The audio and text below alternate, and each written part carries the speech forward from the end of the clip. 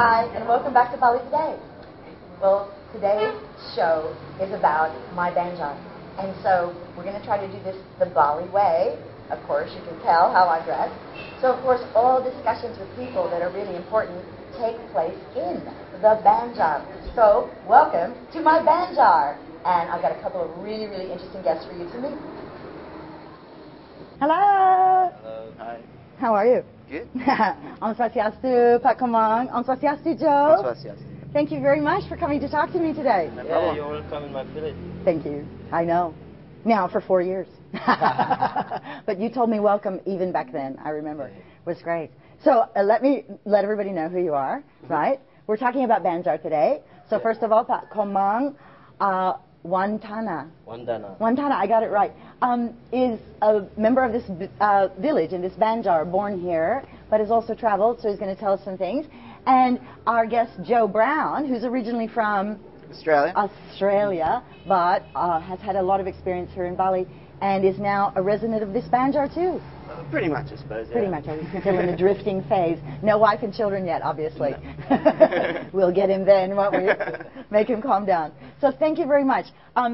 I want to ask you, because you are fairly representative of the younger generation of Balinese people who've had opportunity to have great friendships with people from outside of Bali, and you've also traveled yourself. Yep. Where did you go? I went to Australia and all about the coast in Australia.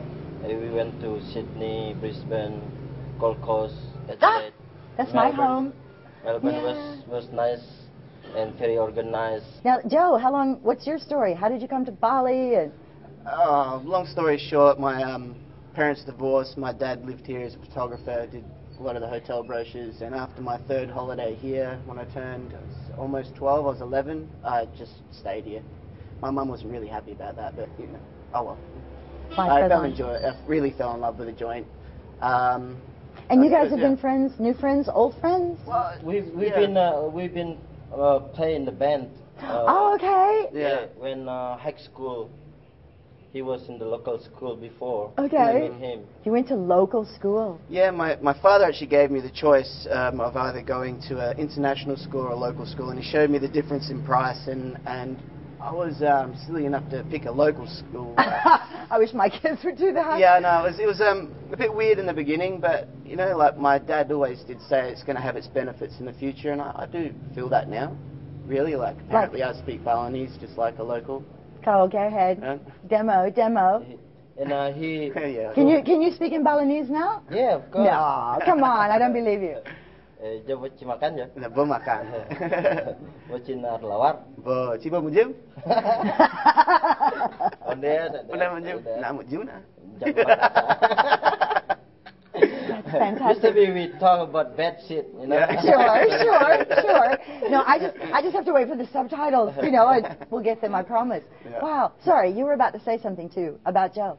Joe is my man. He's proved my English, and I teach him Balinese language, and he taught me how to pronounce English also. You know, it's good combine, and we always share about what your culture is, what you're doing there, and I always teach him how to live here in Bali and stick together with the Balinese and eat Balinese food. Yeah. It's mostly spicy, you know, like he loves spicy. You can do that now. Apparently you got the guts of iron, yeah. Oh, wow.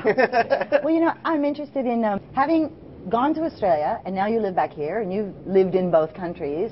What's your perspective as your generation, too, about your activities with a banjar and your responsibilities and the benefits of living with as a banjar? I would like to take the good thing from the Westerner society influence, like culture. The good thing, I would like to make organic fertilizer, organic composting. Okay. Because in here, all the farmer, they do it with the chemical. They contagious the soil. The soil is it's terrible. I know. I mean, full of chemical on it. Sure. If you eat the rice with the chemical, affect your body and your brain. Of course. I would like to doing the permaculture. You know the permaculture, yes. Doing is with the worm. The first we're doing the composting. and feed the Okay. worm take the poo of the worm. Yep. Sorry, take the excrement. we call take the cast Okay. and extract the cast into liquid. Okay. I would like to give to all the farmer for trial free, Sure. and hopefully it's gonna be coming good into farmer because cheaper product and organic and Well, I think that's more it. empowerment for the nature. Yes. Because in here now is the all chemical Yeah. and pollution into the river and to the ocean, Yeah.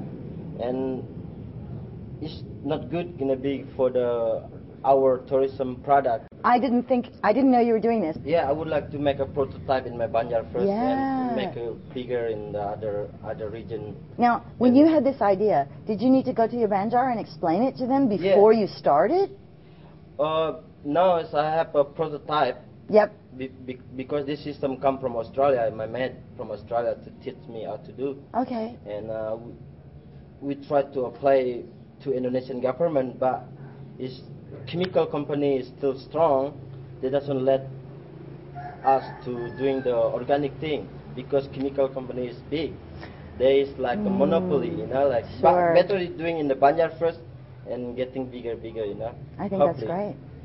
That is the Westerner good influence. Absolutely, absolutely. Because we know one individual, it's difficult, but when you have a group of people, So you've lived outside of a situation where there were Banjars, and now you live, or your young life. What are your observations about the relationship with the Banjar that you have? All right. With me, it was just natural. It was just as I was growing up, I was experiencing these things and didn't know anything else. That's true. When I went back to Australia, yes, it was a shock. Because I have an experience because I had most of my adult life outside of Bali, right?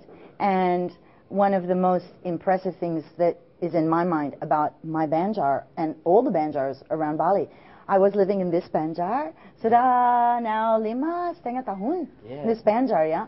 And in our culture, in America and in Australia, husbands and wives still argue in every culture, right? You can't beat that. But of course, in Australia, shortly before I came, there's a husband and wife having an argument, and it's sort of next door to my house.